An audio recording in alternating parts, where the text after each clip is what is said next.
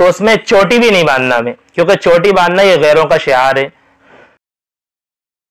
بسم اللہ الرحمن الرحیم۔ بال کہاں تک رکھنا سنت ہے، کتنے بڑے رکھنا سنت ہے، چھوٹے رکھنا چاہیے یا بڑے؟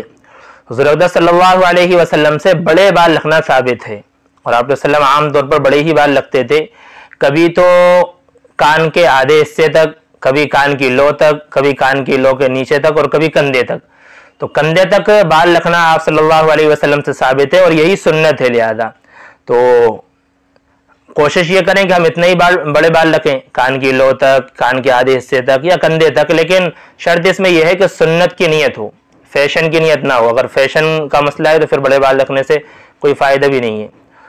دوسری بات یہ کہ حضور اقدس صلی اللہ علیہ وسلم نے ساتھ ہی یہ بھی ارشاد فرمایا کہ جو شخص بال رکھے تو وہ اپنے بالوں کا اکرام بھی کرے۔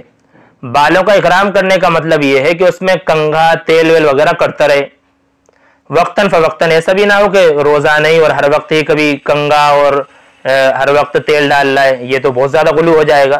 لیکن وقتاً فوقتاً یعنی بالوں کو اچھے طریقے سے جما کر رکھے اور بڑے بال رکھے تو یہ سنت ہے۔ لیکن اگر کوئی شخص بڑے بال رکھ کر کے ان کا اکرام نہیں کر سک رہا، اچھے سے نہیں رکھ پا رہا، تو وہ چھوٹے بال بھی رکھ سکتا ہے، کوئی حرج نہیں ہے۔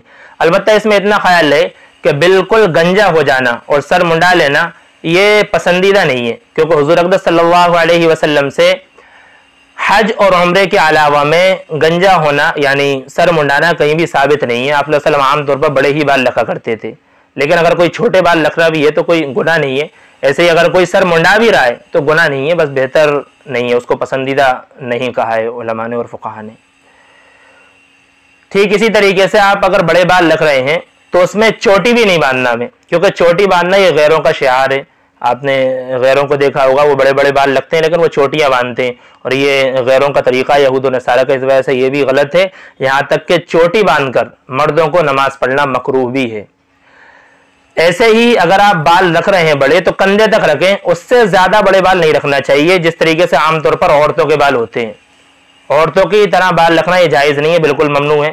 حضور اقدس صلی اللہ علیہ وسلم نے ارشاد فرمایا، اللہ تعالیٰ کی لعنت ہے ایسے مردوں پر جو عورتوں کی مشابہت اختیار کرتے ہیں، اور ایسی عورتوں پر جو مردوں کی مشابہت اختیار کرتی ہیں، لہذا بال اتنے بڑے نہیں رکھنا۔ دوسرا مسئلہ مونچھوں کے تعلق سے ہے کہ مونچھیں کتنی بڑی رکھنا چاہیے۔ حضور اقدس صلی اللہ علیہ وسلم نے ارشاد فرمایا، مونچھوں کو چھوٹا رکھو، یعنی ان کو قطرہ کرو۔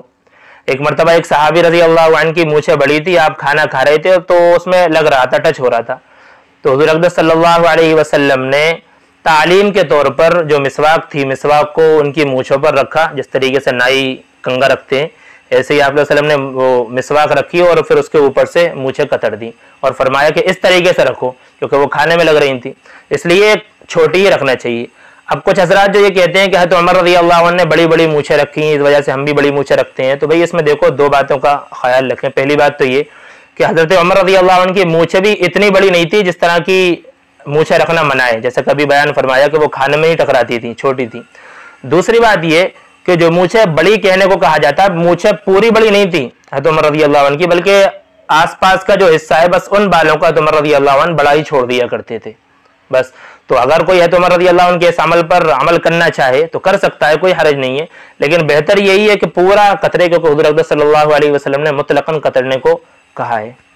اور مونچھوں کو قطرنے کے لیے اور چھوٹا رکھنے کے لیے آپ چاہے تو قینچی استعمال کر سکتے ہیں، اسی طریقے سے مشین بھی استعمال کر سکتے ہیں۔ اس طرح استعمال کرنا جائز تو ہے لیکن پسندیدہ نہیں ہے، کیونکہ اس طرح سے بالکل ہی وہ صاف سا ہو جاتا ہے، مناسب سا نہیں لگتا، تو استعمال تو کر سکتے ہیں لیکن پسندیدہ نہیں ہے۔ بہتر یہ ہے کہ قینچی یا پھر مشین کا استعمال کر لیں۔